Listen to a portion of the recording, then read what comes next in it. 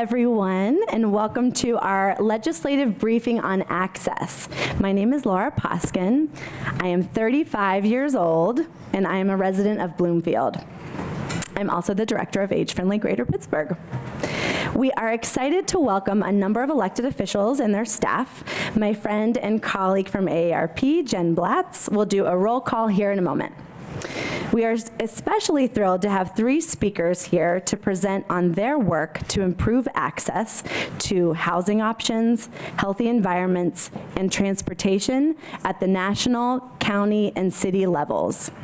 We have Dr. Rodney Harrell, Director of Livability Thought Leadership from AARP National Headquarters in DC. We have Dr. Karen Hacker, Director of the Allegheny County Health Department. And we have Kristen Saunders, Principal Transportation Planner for the City of Pittsburgh. It's a really stellar lineup, if you can't tell. A special thank you to AARP Pennsylvania and to Southwestern Pennsylvania Partnership for Aging for bringing us together. So before we get started, I want you to think about how you got here today.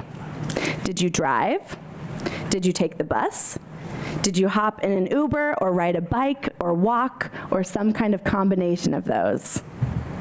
Regardless, you got here today. You are participating today. And we all deserve that opportunity to participate all of our lives. I feel it. So the age-friendly movement is about making our neighborhoods more inclusive and respectful of every generation. This past October, Age Friendly Greater Pittsburgh launched a 30-step action plan with 3 focus areas. Who has an action plan in the audience? Anybody? Yeah? Great. Good. Oh, everybody up there has an action plan. Great. So the first of 3 focus areas is access. And here's how we describe it in the action plan. We envision a region that's open to all of us. It's easy to get around. It's easy to find and afford different options, whether we're looking for a new home or a ride across town. We can all feel comfortable crossing the street. We all can make it to an appointment on time. We all can enjoy a Sunday afternoon outside. So we've had a lot of wins on the access front. One example, with the leadership of Lively Pittsburgh, we have staged 3 performances of the crossings, which are pictured over there. These are our pop-up street performances that spark change to make sidewalks safer for all ages and abilities. And we've seen changes happen. Lights lengthened, no turn on red signs installed, and more, all thanks to our partners at the city, Kristen's department, actually, neighborhood groups, and residents, particularly older residents who are starting to feel heard. And the exciting part is that it's just the beginning. So now it's my pleasure to hand it off to Jen Blatz, Associate State Director for Community Outreach at AARP Pennsylvania.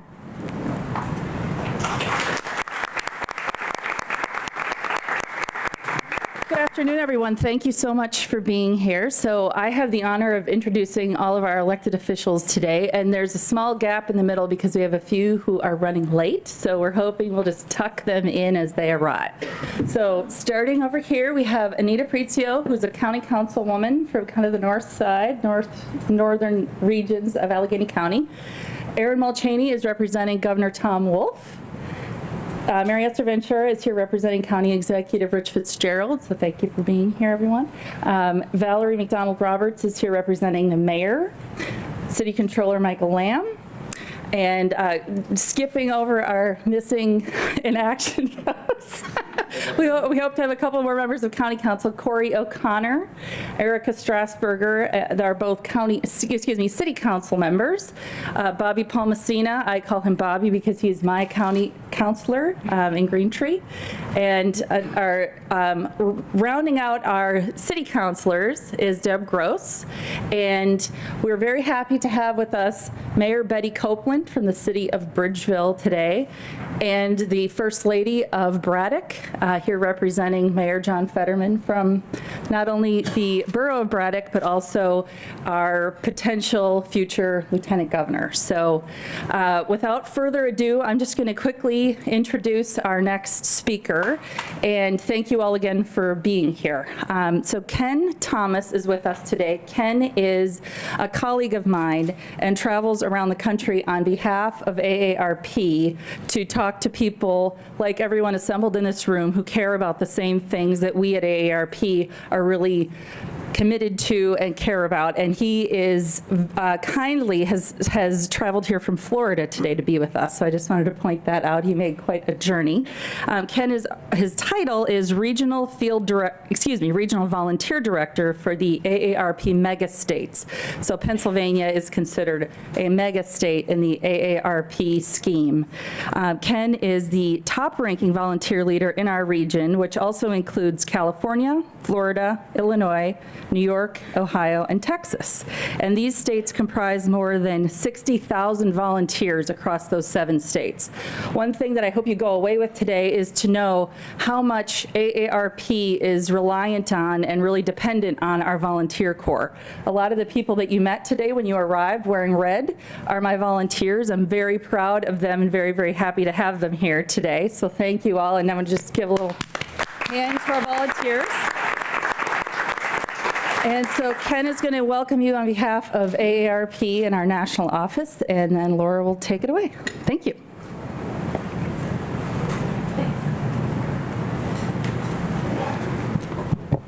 And I too have my action plan, okay? But my name is Ken Thomas, as she mentioned. I'm 64 years old, as required by Laura. She wanted me to state my name, and my age rather, and I arrived by trains, planes, and automobiles to make it to this. Sounds like a movie, doesn't it? Anyway, age-friendly communities and AARP, they really do go hand in hand. What really got my attention and a lot of folks' attention was back in 2013, I had the opportunity to hear a speaker that offered one interesting fact that still resonates for me today. And that was, at that time in Japan, they sold more adult diapers than they did infant diapers. And the World Health Organization paid attention to that fact, because therein lies the origins of age-friendly and livable communities, the opportunity to prepare for an ever-changing future where the age demographic is shifting, and Rodney will offer some interesting statistics during his conversation with you. I'm happy to be here and welcome all of you to this conversation that's so very important for AARP as the advocate for age-friendly in the United States, because we want every state to be a designated age-friendly state. And really important for me is my father grew up here in McKees Rocks, and I still have an aunt or aunt, wherever you come from in the country, who's 87 years old, and I'd like a community that will be friendly and accommodative to her and her needs, her ever-changing needs. But again, welcome. Glad to see you all.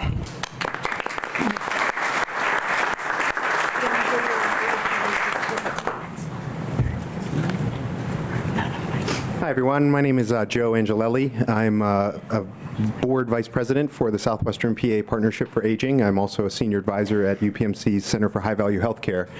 I'm 48, so proudly, and I'm a gerontologist, and very happy to be here to represent SWIPA and welcome you just very briefly.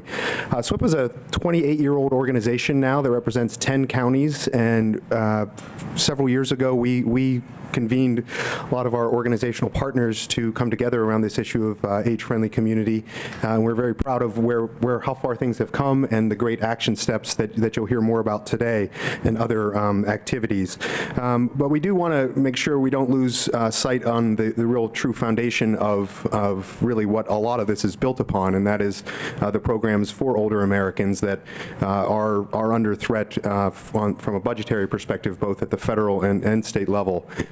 We really think that without those essential services and certainly long-standing Older Americans Act programs Meals on Wheels programs, the PACE pharmaceutical assistance programs. All of those programs are essential for any of this to really work, and all of those are really under threat. So we really, as an advocacy organization, really don't want us to take our eye off the ball around really the foundation of services.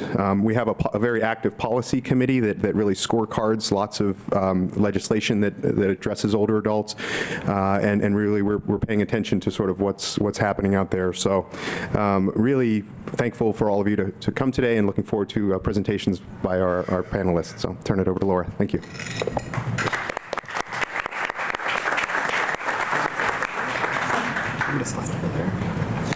Okay.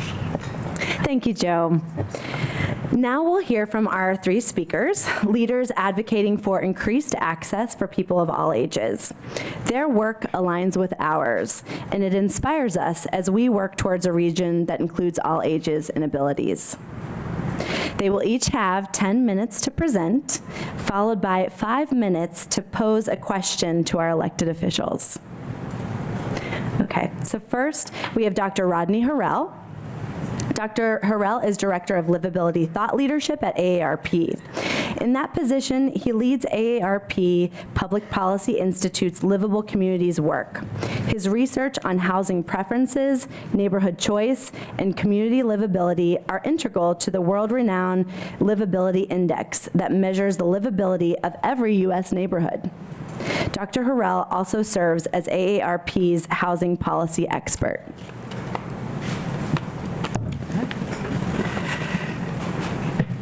Thank you, and good afternoon to all the elected officials and community members that we have with us today.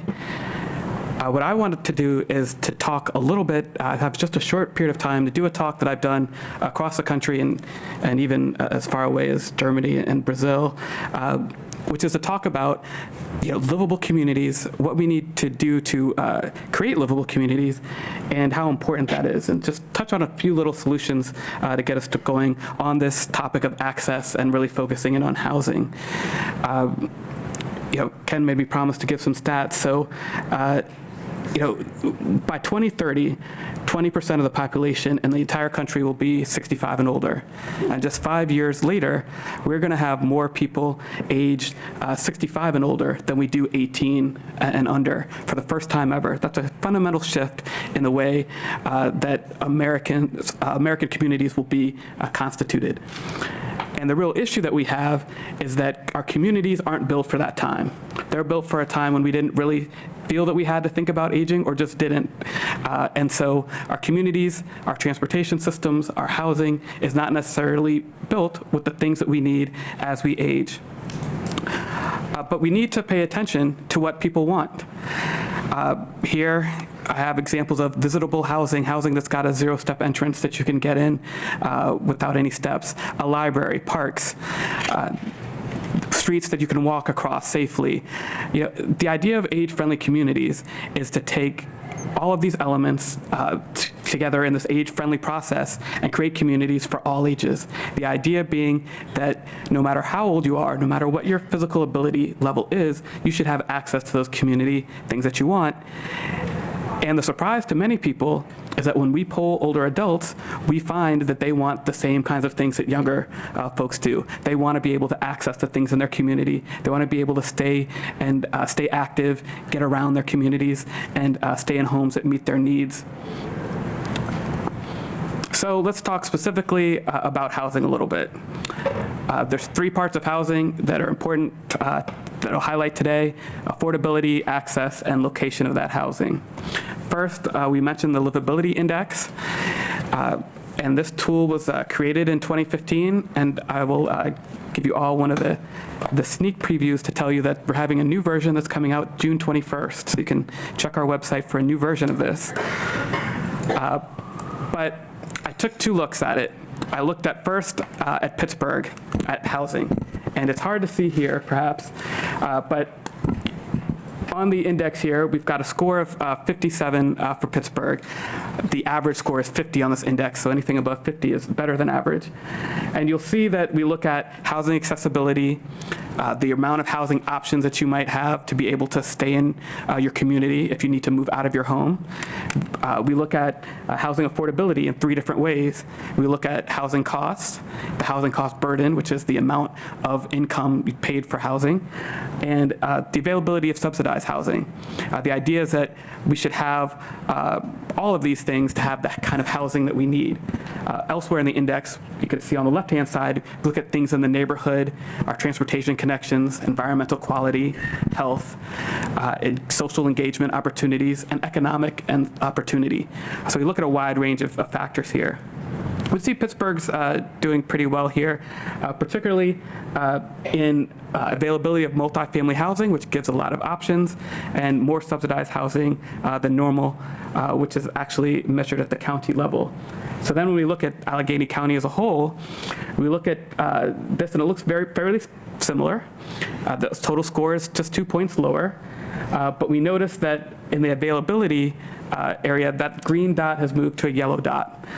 In the county, 24% of homes are multifamily units, and in the city, we have that 53%. So the concern might be that there aren't enough options for people. So that's the way that lots of communities use the index to go into and find some things that you might want to pay attention to. So housing options is one thing we'll look at. I'll talk a little bit now about one of these options that can be created in existing communities that help people to get what they need, accessory dwelling units. These are units that can be inside a home, attached to a home, or detached. An accessory dwelling unit is basically an independent unit built on the property of an existing home. And there's many benefits for these homes. They can be used to help out with housing affordability by providing rental units, either for the person using a rental unit or for the homeowner who may be able to make income from it.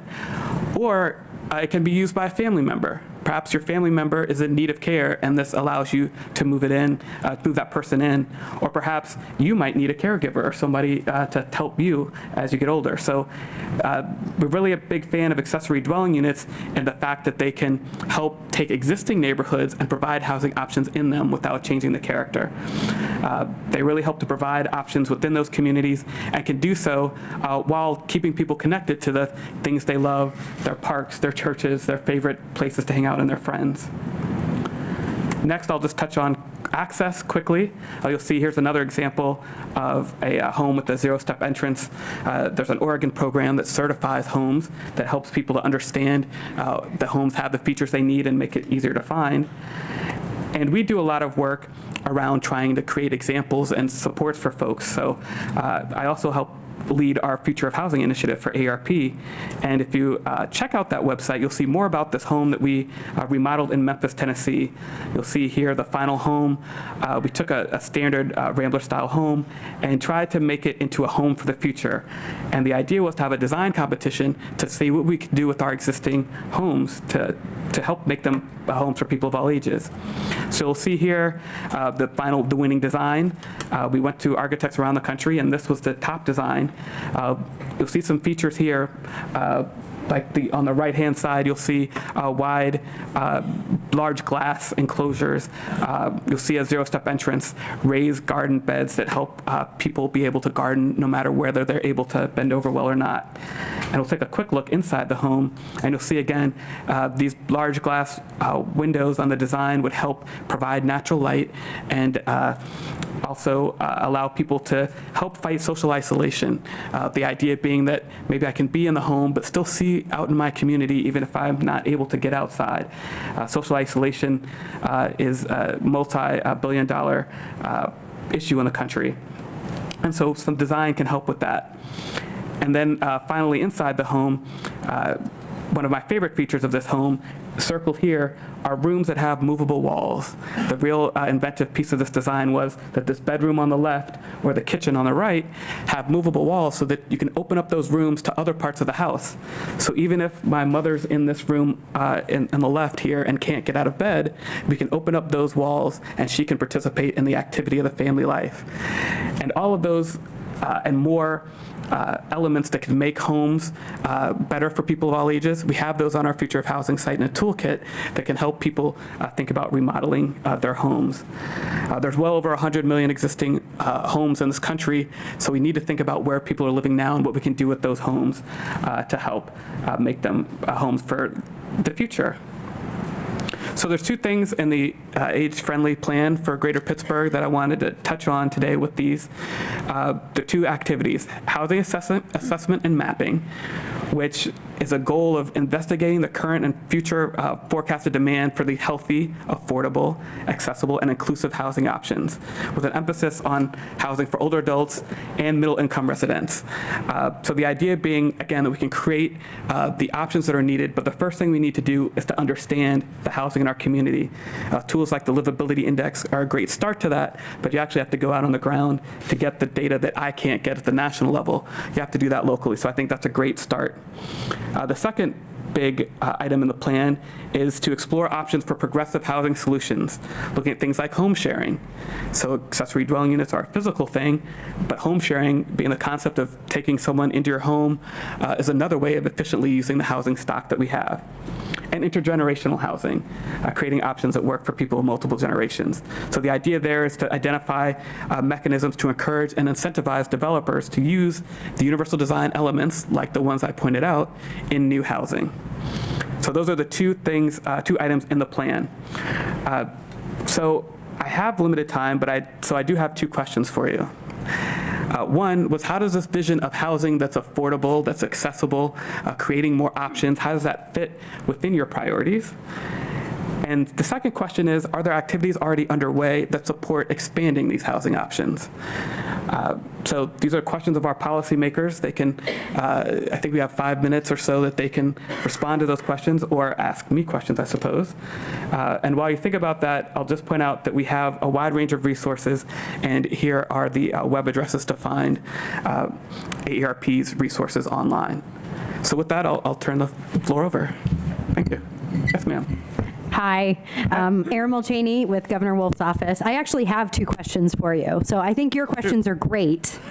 And obviously, you know, the governor is definitely committed to making sure that we have, that people have the ability to age in place in Pennsylvania, and that there are resources available for anyone that wants to stay in their home as long as possible. So that's something the governor has definitely identified as a priority. But my questions are, I have two quick questions. What is the average cost of an ADU, the accessible dwelling unit? Like, Sure. what do you foresee as an average cost? They vary widely in cost, and it's hard to give a concrete answer because so much of the cost is in design. It's in the in some communities you have to get a legal help, you know, builders, the like. There's a lot of soft costs involved. I'll say there's a range, 75 to 130 is a range that I see often in the communities with all those things taken into account. But there's clearly a very wide range, so I don't want to have to, those aren't concrete numbers. Hey, I'll take a range. The second question I have, I'm just kind of curious if you've explored at all what the role of AI and robotics might play in accessibility and livable housing. That's a great question, and one I didn't have time to get into too much detail on, but I think there's great possibilities with the technological movement that's going on. We're at the intersection of big data and robotics and just the devices that can take into account human interaction and input. And there's some great advances happening all over the world. I just met with a gentleman from Germany yesterday who's got a new device that allows you to know whether someone's fallen by measuring body temperature at different heights in the room, for example. So I think we're a few years away from getting these things to a point where they're reliable, where they're cost effective, and where we have the privacy implications worked out. But I think there's great potential in not just that kind of support and device, but many others. And I'll just say quickly that some of the other things on the market now, from an Amazon Alexa to a bunch of other devices, are being used to support people that want to stay in their homes, but they're not necessarily designed with older adults in mind. I like to say that they're incidentally benefiting getting older adults. So it's great if we can work to try to make older adults one of the target audiences of some of this work. Great, thank you. Sure. Go ahead, Mary Esther, thank you. So, hi, Deb Gross with Pittsburgh City Council. I think my colleagues and I can all share that in the city, we're working on quite a few of the elements that you mentioned. I'll Great. start with the last one first, the accessory dwelling unit. So when you add something on to the property that you own, it's an accessory, whether that's a shed or whether it's a house, right? And so the accessory dwelling units is actually, right now, we're moving forward with the planning department, testing out in a neighborhood to allow it by right in our zoning code. So the costs that you mentioned would be to have the kind of legal assistance to try to get your municipality to even let you add this thing. And I've certainly helped constituents in my district go through those hurdles. Right. And so what we're working on now is lowering the hurdle so that you can do one without having to go through lots of legal burden to try to add those to your, because, and for this exact reason, I need to take care of my mom. I'm going to build her a little house in my backyard. And in Pittsburgh, most of you have probably seen city streets with houses on them and then city alleys behind those houses with littler houses on them. 100 years ago, this is what everybody did. There wasn't a legal burden to do it. And so when cousins came over from Europe, you just built a little house in the backyard, right? So many of the streets where Laura lives in Bloomfield and many of the streets in Lawrenceville and in the neighborhoods that I represent already have those alley houses, which were basically the original accessory dwelling unit. And so it's something that fits into the fabric of our city. We're also, for affordability's sake, moving forward, we've already taken action on many items, including creating an opportunity trust fund to support housing funding. We're working with the mayor's office right now. I'm working with the mayor's office to try to move forward the possibility of mandatory affordable housing being built whenever there is a new multi-unit. So that's called inclusionary zoning. So, hey, we're building 200 apartments. Well, the city can require 10, 20% of those be at a much lower price range. And that allows to have this kind of mixed, generational mixed income housing. I've also recently held a post agenda with our accessibility community in order to eliminate those step barriers that you showed a very lovely picture of. And so we have a great Fair Housing Coalition, a commission that's part of the city structure, and a commission on human relations that are working on those issues. And as you mentioned, neighborhoods and livability and social ability means that there's not only what's inside your home, but what's in your public sphere. Right? Can I get into the business down the street so I can actually go do my own shopping, regardless of my mobility challenges? Can I go out to eat with my friends or my family, right? Can I actually get into that restaurant? And I just hosted that session just a few weeks ago to try to, again, make our city structure not the barrier, right? So that we help businesses be accessible to people of all mobility issues. And so I think that I'm sure, again, my colleagues can speak to some more of those elements, but we have a wonderfully robust citizenship that has been helping us through these issues. So Great. Thank you very much for your information. Absolutely, that's great. Great. Valerie, Don Roberts with the mayor's office. One thing I would suggest. Oh, sorry. Thank you. We know why it was off. One thing is that I really do believe, as a primary caretaker of a senior, you have to separate out the needs of seniors versus others. It is generational. As much as people say it's great, we can have some units that we'll have those for our seniors, our affordable housing senior population, and you have a few people. Seniors don't want to be isolated amongst a lot of millennials. I'm sorry.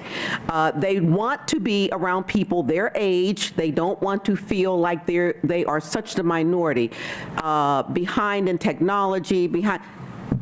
It's not them. I think that there needs to be an honest, candid, transparent conversation and not politically dress it up, but get to the heart of it with our senior population. I would defer to Mary Esther, who was very key in working with the city and the county. She still does that with our senior population and the needs. As an example, there is in Larmer community a school, Larmer School.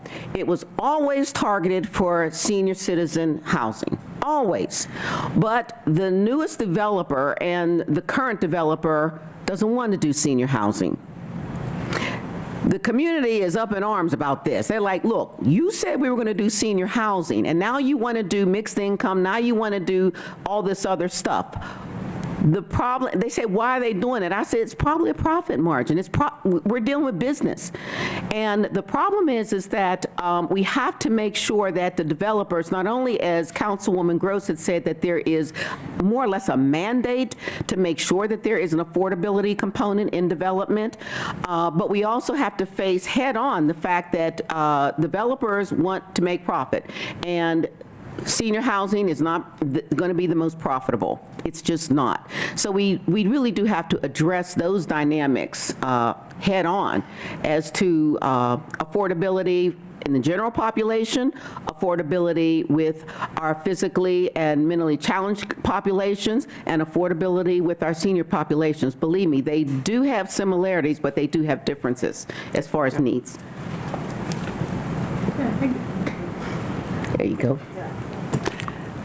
I think when you said what are the activities already underway, I think it's important for people to know that we are internationally known. Our Human Engineering Research Lab with Dr. Rory Cooper has the sophistication of the technology he is doing to adapt homes is well respected. And so if you have not had that opportunity, I think you need to be able to talk with Dr. Cooper and see what's happening. That obviously it's funded through United States government.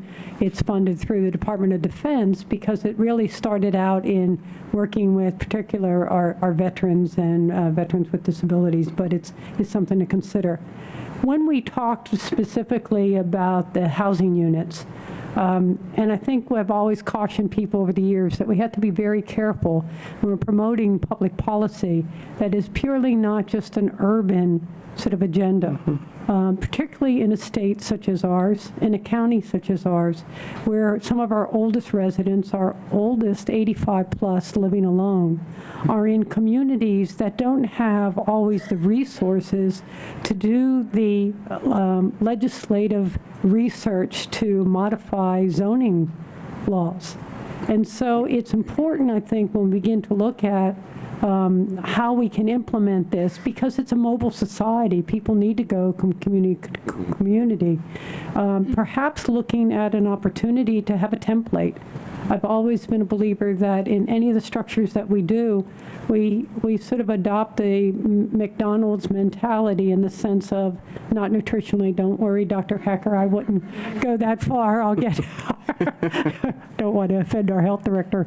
But I mean, a McDonald's mentality, whenever you see that same golden arches, the design is essentially the same. But if we had a template that communities could actually go to your organizations and adopt, that would, with all the legal research, all that done for them, that would be helpful to our older adults. We also have, as the whole nation is, an older population. We have, by the projections of 2050, we expect a 52% increase. The good news for us, though, is the nation, I believe, is going to experience 100 and some increase. I think it was 102, almost double what we have, because we have a very sophisticated system here. And I think that's important. Our housing, I know we're going to talk a bit about transportation. We have one of the most sophisticated, nationally recognized transportation for older adults here. And Karen Hesh is here, and really over 1 million rides a year that we do. So we have many of the elements, but I would perhaps if you have a chance to look at some of the good things that are happening here. Absolutely will. And if I could say one thing in closing, I think that I didn't have time to get too much into ARP's definition of livable communities and what that is, but I will say that on the housing side, the idea that there's a range of options. So there should be senior housing, there should be single-family housing, there should be apartments. The idea that you could find the housing unit type that you need in a community is the goal for us. And so that's our policies are built around having those options for folks. Just want to make sure that I said that. Great. Thank you, everyone. Thank you.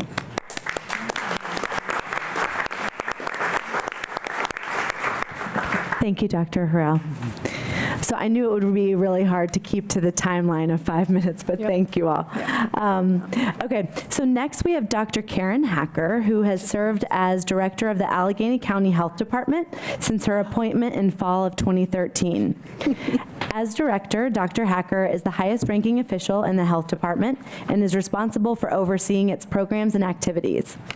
Prior to her current position, Dr. Hacker was executive director of the Institute for Community Health and the senior medical director for public and community health at the Cambridge Health Alliance, with appointments at Harvard Medical School and School of Public Health. Thank you, and hello to all of our elected officials and others, and to the audience. It's great to see so many folks come out. I'm going to do a brief overview of some of the things going on in Allegheny County. I will say that a lot of what we've been doing is for all populations. It's not necessarily specifically targeting an older population, although more recently we have started a few programs. And so I think overall our goal is similar to the AARP, which is we would like to see healthy communities for all ages who are living there. We have created a plan for a healthier Allegheny. The first thing, though, that I want to mention is that, and I've been talking a lot about this recently, is that we know that what predicts your health in many ways is not what happens to you when you go into the doctor's office, but it's actually all of these things called social determinants of health. And those are the things that we're starting to talk about. Everything from transportation to housing to access to fresh and healthy foods. And we know here in Allegheny County that we can have as much as 20-year difference in terms of life expectancy depending on literally where you live in our county. Now, much of that is also related to poverty. So as we look at our county, we also know that both within the city and external to the city that we have very specific areas of our county that bear an undue disproportionate burden of poor health outcomes. And so all of the kinds of things, whether we're talking about environmental health or smoking or obesity, lack of food access, transportation, they all layer on top of one another in many of these areas. Health equity really speaks to making sure that everyone within our county has equal access to the opportunities so that they can live their healthiest lives. And the areas in particular that we have focused our attention on are healthcare access, chronic disease behaviors, which are physical inactivity, obesity or poor nutrition, and smoking, our environment, maternal and child health, and substance abuse disorders, as well as behavioral health, mental health. We launched a campaign in 2014 along with the county executive that's called Live Well Allegheny. And what this was an innovative effort to try to get all of our communities to engage in behaviors, engage in policies that were going to increase the opportunities for their residents to live healthier lives. And we are now at the point where we have 57 communities. We're still low because, as you know, we have 130 municipal governments, but they've joined. They're doing all kinds of creative things that range from trails to educational efforts to resources. We have 14 school districts that have joined, 167 community partners, and 42 restaurants that are offering healthy options. We plan to get to the full 130. The kinds of things that we're also supporting include farmers markets, passing smoke-free regulations, and building infrastructures with economic development and things like sidewalks and trails to connect individuals and to promote physical activity, which I would argue is probably the single most important health behavior that we could be encouraging for any age. But we know now that, there was the rumor in the past that just as you age, your physical activity and your physical prowess diminished. And what we've learned now is that you can really keep moving until literally the last couple of years of your life. If you have an active lifestyle. We also have been getting a lot of data to help us understand areas of our county where we have a disproportionate burden of some of these outcomes. And this sort of goes along with the conversation about health inequalities. And while we have not specifically in these slides looked at age, we've just completed a group of health equity briefs, which do look at things like age, socioeconomic, race, geography, and gender as many of the things that sort of distinguish the disparities that we see in our county with regard to help. So here's just some information, and obviously these are issues you can have as a young person, but they tend to be also issues particularly of aging, diabetes, and hypertension. And you can see here that the eastern part of our county is substantially different from the western part of our county. And this will, you'll, at least in any slides I show, you'll continue to see this over and over again. Heart attacks, another one. We've done a lot of work with regard to looking at where cardiovascular issues are taking place, and then we've started to overlay things like transportation, healthy food access, poor housing conditions, all those kinds of things, so that we can get a better understanding of how these interact with one another. We're currently working with the American Heart Association. They've been excellent partners to launch Healthy Blood Pressure for All, or Healthy BP for All. It's taking place in many of the communities that we've identified as having some of the highest levels of cardiovascular mortality. And they're using sites like libraries, family support centers, and municipal buildings to conduct their program.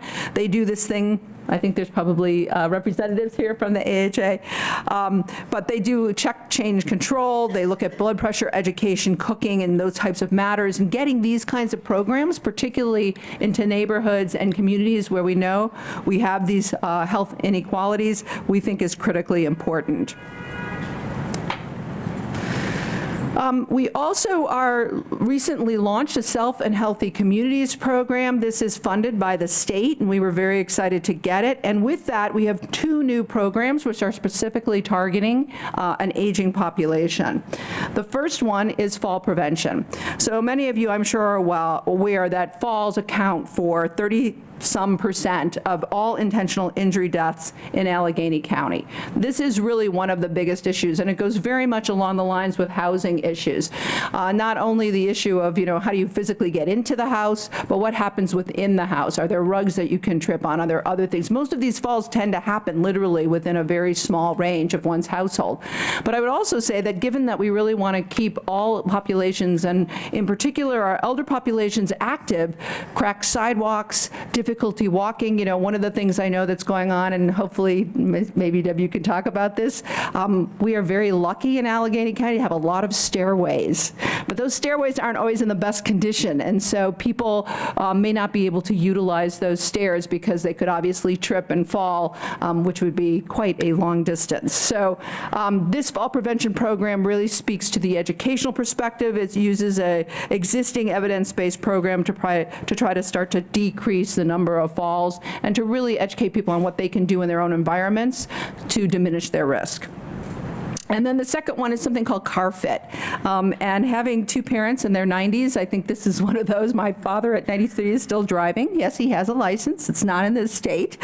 But having a car that fits your needs is really important. And what this particular program does is it helps you understand what you need and what a fit of a car is for an older driver, including, for example, what level the seat needs to be so that you can actually get into the car, for example. How best to get into the car if you have disabilities. You may not be able to get in the same way a younger person might be able to get into, and that the proper fit is really critical. So these are just a few of the things, but I really want to emphasize that I think in our Live Well Allegheny program, we are really, really interested in making sure that all populations have equal opportunity. And I do want to echo the fact that I think Mary Esther mentioned, while our county is no longer as old as it once was, it has gotten younger. I think our average age in our county has been reduced from maybe in the 50s to probably in the 40s. We know that just like nationally, we are expecting a huge, what some people are referring to as a tsunami of populations aging over 65. And with that, there are going to be different needs and different challenges, and we need to be prepared for that as we move forward. So I think my question, which resonates with the work that we've been doing to folks here, is really what kind of policies would you support or promote to encourage active aging in Allegheny County? Can I just say, since you mentioned the talk about the steps, that I will defer that question to your next speaker, which is Kristen Saunders, our City of Pittsburgh Bike Ped Coordinator. And I'm sure she is, although I am very supportive of whatever she proposes with steps and love to see funding and improvements for the steps. I'm not the expert on that, so thank you.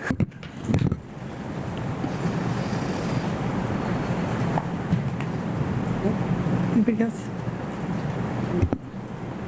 Well, I'll just fill up the time if anybody else wants to put their thoughts together. I mean, we have also worked across, especially with the Women's Caucus on City Council, around food issues and small business support, and I'll get to that. I think part of what you were talking about with those kind of social inputs to well-being, being sociability and community spaces, I touched on a little bit earlier, but also food access is something that I know all the women of council have worked on, either together or separately in our districts.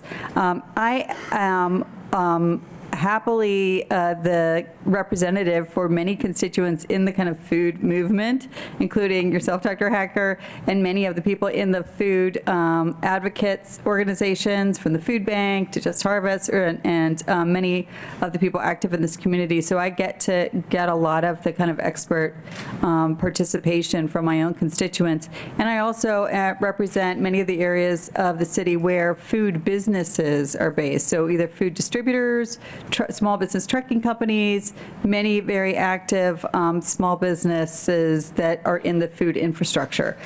So to the importance of kind of how our food gets distributed to neighborhoods equitably is always kind of in the conversation in my council district, and it's something that we do a lot of work on, and especially with community gardens. So I can just attest that I support that kind of community space, I always say, bring me something where people are communing with one another and I'll support it, whether that's a block party or it's a community garden or it's a tree planting, and I see constituents in the room, and I'm really grateful for their work on their own blocks. Certainly Lively Pittsburgh over there has done a great job, and I was happy to attend those what do we call those pop-up interactions? They're like, they weren't sit-ins, they were dance-ins, right? And those were a lot of fun, so thank you.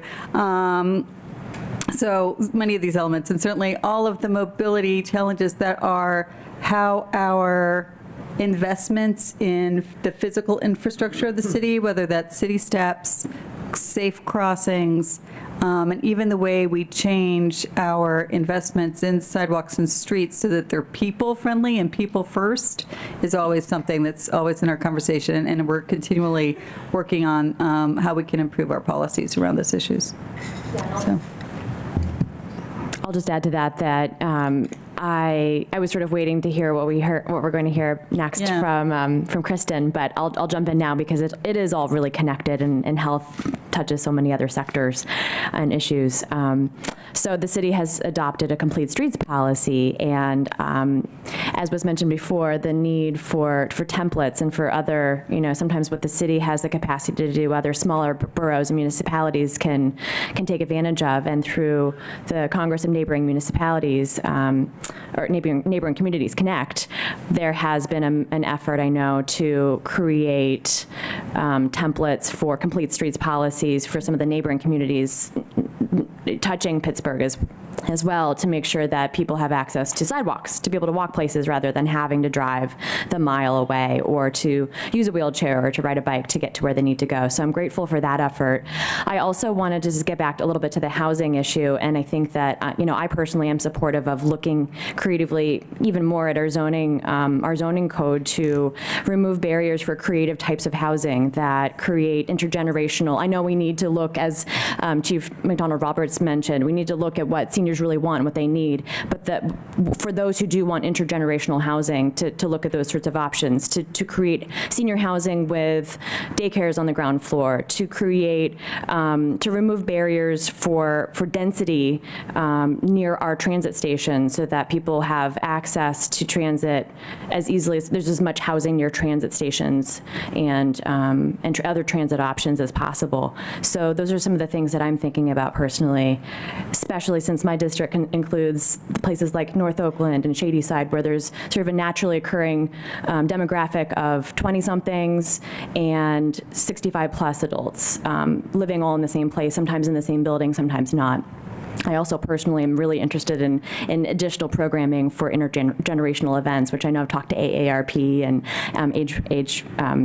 Age Friendly Pittsburgh about, and Jewish Healthcare Foundation. So really looking forward to some more of that kind of programming, not just in my district, but countywide. If I could, I just want to touch on something that Erica said, and so much of the effort at well-being is also plays into the effort against isolation, right? So the more that we have engaging in communities, it's for better for someone's well-being. And key to that, I mean, I just think of my own family, and I have an aunt who's 98 years old. She just moved into a senior facility within the last couple of years, but until then lived right on the streetcar line. And she went everywhere. She came to town almost every day. And having that kind of ability, that's why I think when we talk about being close to a transit station, I actually think our transit-oriented development plans should additionally incentivize senior housing in those plans, so that you could have more of that kind of access for individuals who want to take advantage of that system. We do a great job in providing the free rides, but I think we actually could provide a lot more service to people. So. That was done in Homewood through Councilman Reverend Ricky Burgess. The vision in Homewood is to develop a senior housing complex along the bus line right there. And it's not to isolate them, it's to make sure that there's a sense of community, of likeness amongst people, that they're not by themselves, and but they have access to get to see others. I can say that in my own personal experience, when seniors are not connected to the outside community and not just looking out a window, they really go downhill. They really have to be connected in some kind of way. But understanding that a lot of seniors cannot get in a car, a lot of seniors cannot even, because of sidewalks or whatever, they may not be able to walk. The one thing that Mayor Peduto has done is, with the Open Streets concept, is make a commitment to greening of our city, to make sure we maintain our canopies, to make sure our air, our health, et cetera. Speaking to what Dr. Hacker deals with all the time in the health department, is to make sure our whole environment is healthy, and to develop parks, to make sure that we preserve our green spaces, and the commitment that anyone can walk or get to a green space, a park, within several blocks, within a short distance. And that is the commitment that the mayor has made at the overall health of the city, so that everyone, regardless of your challenge, be able to get out and to experience air and people. Thank you, Dr. Hacker.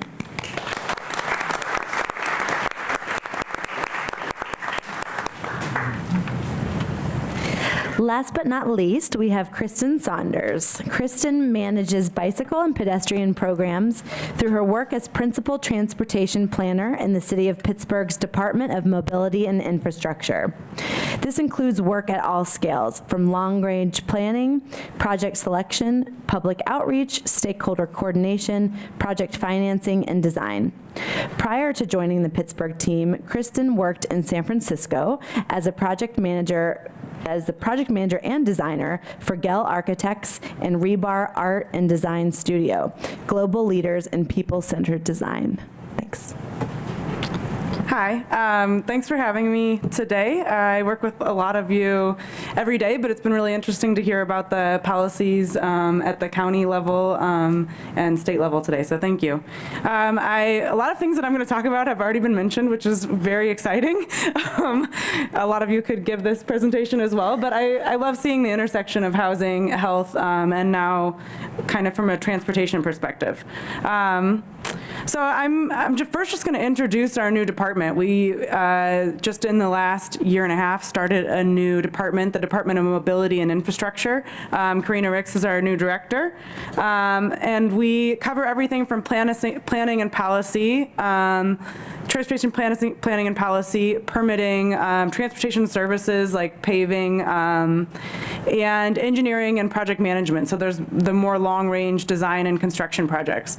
So it's a combination of people that used to be in DPW and used to be in city planning and some new people, and we are talking about transportation all under one house, which is really exciting. It's really exciting. Because we're starting a new department, we get to really set the bar and set the tone for the department from the very beginning, which is also very, very exciting. And so we're working with, these are still our kind of working measures of success, but we've been working with these 5 measurements and kind of grading all of our projects against these measurements. So 0 traffic-related deaths or serious injuries. So if you've heard Vision Zero, that's basically what Vision Zero means. Every household in Pittsburgh can access fresh fruits and vegetables within 30 minutes travel of home without the requirement for a private automobile. So that really touches on transportation as well as land uses and accessibility. All trips less than a mile are easily and most enjoyably achieved by a non-vehicle travel. So we're really getting into, we want to design our streets so that the first thing you think of if you are traveling less than a mile, no matter your age or ability, might be to take the sidewalk, to walk there, because it's so awesome. Streets and intersections can be intuitively navigated by a 14-year-old. We're using kind of that 14-year-old as a design check, figuring that if you dropped a 14-year-old child in the middle of any intersection and they could navigate it, most everyone else who wants to get around in the city can also navigate that intersection. And then the last one, the combined cost of transportation and housing does not exceed 45% of the household income. So we're just starting to, and that also has to do with housing and placement and land uses. These things are all really, really connected. So I'm excited to hear I'm excited that I'm not going to be the first one to mention our city steps today, nor am I the first one to mention how important transportation is. So we're just setting these things. We're working on benchmarking to kind of understand where we're at right now with these metrics.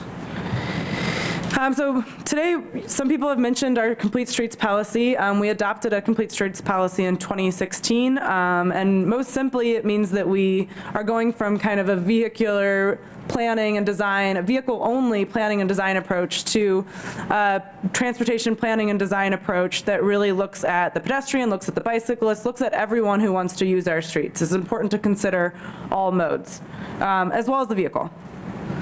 So just the principles of that policy, because I think they're important. Experience, I often mention, and you just mentioned our parks, but I often say that our streets are sometimes the only place a person is in public on a daily basis. Even if you're in a car, it's the only place where you're really forced to interact with your neighbors and your other community members. And it's a really important space because of that, and it's also a really important space because it's half of our public space by square footage in the city. So we really want to design them better. We want them to be great public spaces. Streets are important, or the reason that we're adopting this policy is to preserve and protect the environment. We want to provide more transportation options. We want to manage our stormwater. We also want to improve public health. And the way that you get places has a big, plays a big factor in your overall health. Streets are important to our economy. If you can't get to a job, it's not really that useful to you that the job is there. And then also this policy talks about fiscal responsibility. So when we're designing streets, or every single design project and even repaving project should be looked at as an opportunity to make that street better. And then this one is the focus of today, but it's also one of the main principles of our policy. So looking at the policy is really saying that our streets should be accommodating to all users and all modes. So no matter your age, no matter your ability, you should be able to get from point A to point B in the city with dignity and ease. And then also equity inclusivity. We want our streets, not only do we want to make sure that we're thinking about transportation projects in all neighborhoods, we want to make sure our streets feel welcoming to everyone who wants to be there. So that's our access point. And then the last one is just efficiency. Our streets, transportation should be efficient. It should be efficient to bike somewhere. We don't want to only, provide bike infrastructure on the trails, but we also want to think about how people are getting to destinations.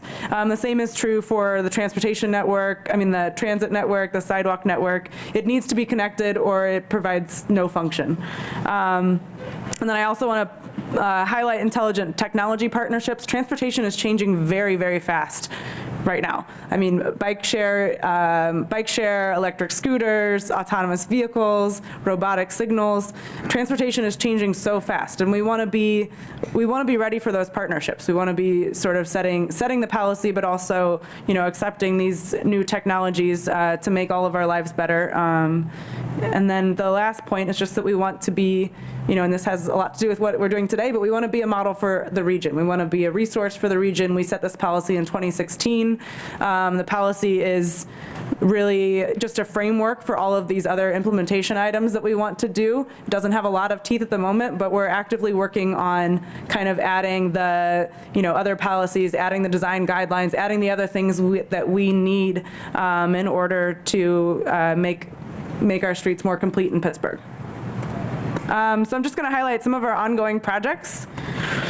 We're working on a pedestrian safety action plan. Part of one of our first points of having zero transportation deaths or serious injury.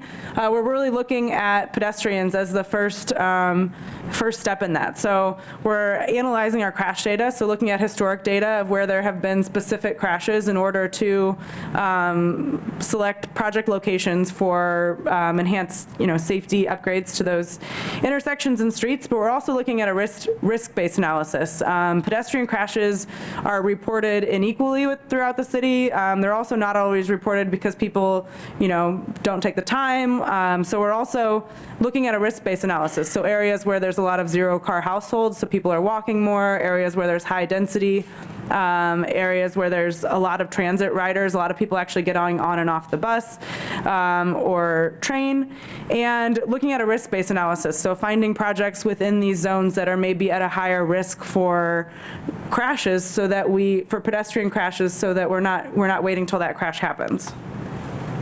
You guys mentioned the STEP plan, and I'm really excited because I thought this was going to be kind of an odd one to throw in today. But I put it in because when we were doing our outreach for the STEPS plan, we got a lot of calls and comments about how the steps are, they're great. They might give me, a path to go to my transit stop, but the railings are really shaky, and I am not as comfortable climbing the steps as I used to be, but I still want to climb those steps. So we have a lot of active, aging adults in this community, and we want to provide ways for them to, use our infrastructure and make sure they can get to transit stops or just up their sidewalk to their house, because we have some hilly streets. So yes, we have over 900 steps. We went through a steps plan to kind of prioritize how to fix them, because they are enormous. They require a lot of funds. They're tiny. Many of them are tiny bridges, so they're pretty expensive assets. The other project I just want to bring up today, because this is a recent, within the last couple weeks, we've received a sidewalk grant. The policy in Pittsburgh is that the property owner is responsible for the maintenance and construction of their sidewalks, and so we haven't been doing a lot of sidewalk construction as a city. So we actually went out and applied for a sidewalk grant. It probably wouldn't surprise you that many of our missing sidewalk segments are adjacent to major transit stops, but also along city or URA sort of owned property. So we're analyzing that now. We received close to $1 million to fill in some sidewalk gaps or replace sidewalks that are nearly deteriorated. So we're trying to locate those gaps that are also near transit, near schools. That's kind of what you're seeing on this map. And then another thing that we are trying to get better at is just being more responsive. 311 is our active service request line. We also get a ton of requests from the community, and we're often very slow at making changes because we are the government, and also, we're working, we always have to find money for every project. So we're trying to be more responsive. And this is just an example of, you see the lively Pittsburgh yellow shirts in the upper left. This is at 40th and Penn.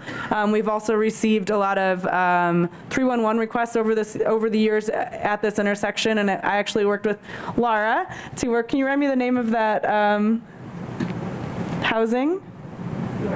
The York Commons community is the housing development right at 40th and Penn, and they had, passed along a lot of complaints to the city about this intersection, people who didn't take the bus anymore because they were afraid of crossing the street, and it's really sad to hear, and also we're trying to be more responsive, so we looked at solutions that we could implement, right away, things like signal timings that we can implement right away, but we're also looking for more long-term solutions where we need to go out and actually find funding to replace the signal. So, and that's it.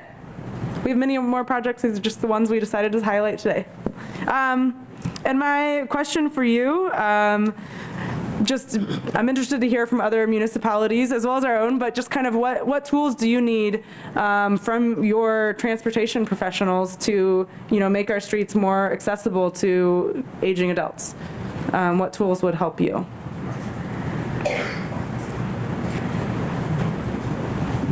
I'll go first. I just want to make a point, and I appreciate a lot of what you're saying, and I particularly do appreciate the picture of the steps because it's so emblematic of so many of the problems that we have in my neighborhood and in neighborhoods throughout the city. But I think as we focus on the planning and the best practices and all the things that we do want to do, I feel often we lose sight of the basic requirement of maintenance. And taking care of things around the city. And so while we talk a lot about these things and we propose all these wonderful ideas, the actual work isn't getting done. You showed a picture there of the steps with those what I've come to know as jumper steps. Okay, that picture on the right where there's a section of sidewalk, then there's a step, then there's a section of sidewalk and a step, and many of them are just like that, asphalt. There's one in Mount Washington that it's not even steps. It's just a railing was put into the street along the side, and so people can walk up and down it. Slope, yeah. But the fact is, there are two older women who live on top of that hill, and that railing got taken out a few years ago by an accident, and they could not get off. They couldn't walk down the street. They were completely isolated because of that. That basic little thing that they needed. So I just want to encourage us. The other one I'll tell you is on just this past week, the city cut the weeds around the steps on Shaler Street.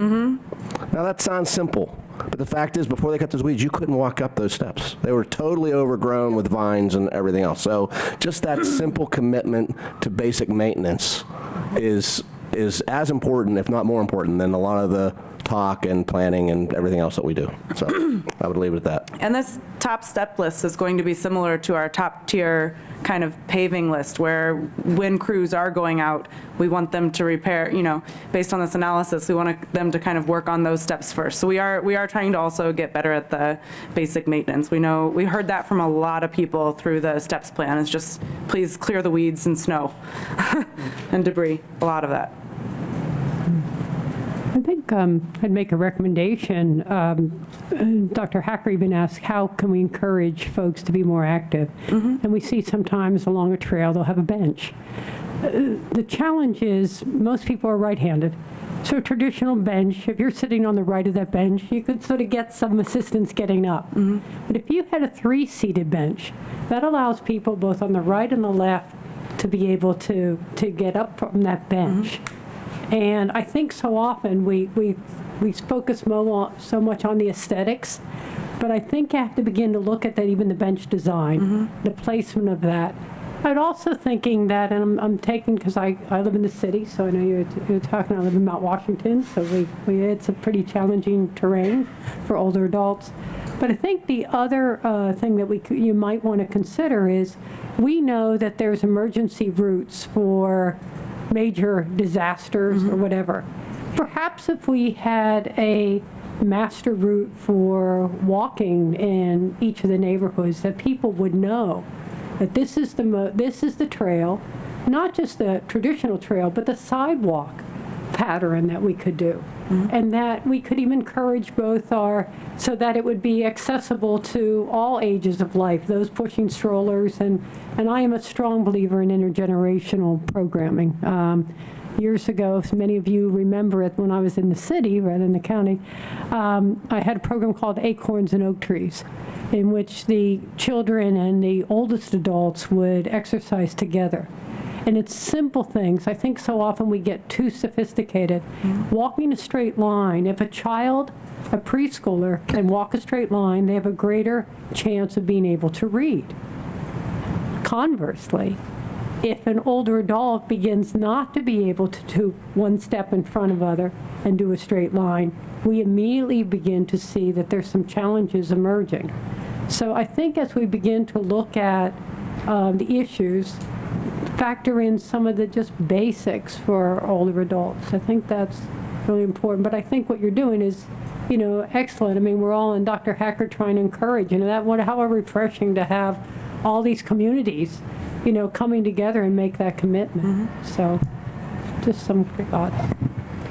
I'll share something small that we did in Braddock, but made a really big difference. We had a lot of older seniors living alone, born and raised, and I'll die here kind of thing, and with little finances. So what we did is we partnered with Lifeline, and when a senior from our community calls to sign up for Life Alert, if they say, oh, I can't afford this, it automatically goes to our nonprofit that funds it. So for the last 6 years, we've funded every single Lifeline Alert in our communities, literally saving lives. In some cases, identifying seniors no one even knew was living there because they seldom would come out.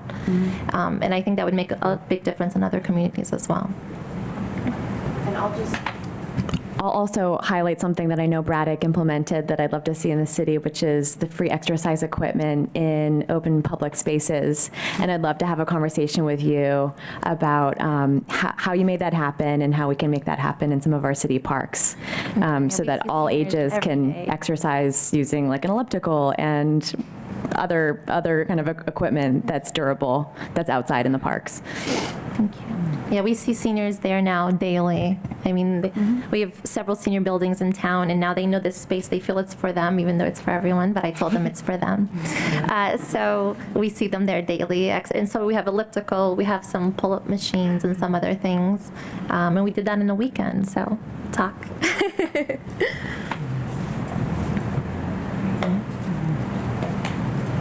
Thank you, Kristen. I guess you can stay there, Spike. So again, we're so thankful to have you all here today. And if you are staff representing elected officials, can you raise your hand? Great. Thank you all so much for being here. We hope that you're inspired and that you'll remain involved. So here's how. So today we're inviting elected officials to officially sign our pledge. Some of you who were here at our last legislative briefing have already signed, but if you haven't, please be sure to find the folks running around with clipboards afterwards. And everyone can sign on. We have all of our 9 action items that are part of Access. And if you are interested in getting involved, leave your name, email, phone number, and we'll be sure to link you with the people that are working on those. And then in the month of June, so right over there, in the month of June, we have 3 performances of The Crossings, which have been mentioned several times today. So June 2nd, which is this Saturday, we're going to be meeting in Millvale. June 8th will be in Beachview, and June 22nd will be in Wilkinsburg, and that again is led by a fantastic partner called Lively Pittsburgh. And then again, so this is the second in a series of 4 age-friendly legislative briefings. We're going to reconvene in September. We don't have a date yet, but we will soon, so stay tuned. And we'll be taking a deep dive into the second focus area in our plan, which is connection. And a lot of the intergenerational pieces that were mentioned today, we're going to really be talking about in September. So now we're just going to have time to network and connect with each other outside, so I invite you all all to stick around. We'll be here until at least 5 o'clock. So thanks again, everybody, for coming.